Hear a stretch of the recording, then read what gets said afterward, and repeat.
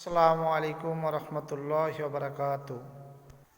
দেখতে পাচ্ছেন যে কত সুন্দর আল্লাহ পাকের ঘর মসজিদ, দুনিয়ার জান্নাত বলা হয়েছে আল্লাহ পাকের ঘর মসজিদকে।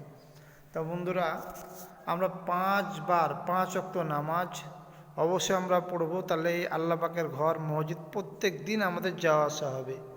সেই জন্য এই খাটটাও দেখতে পাচ্ছেন।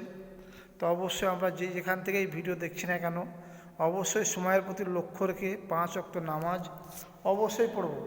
কেন কবরের সাথী হবে, জান্নাতের সাথী হবে নামাজ।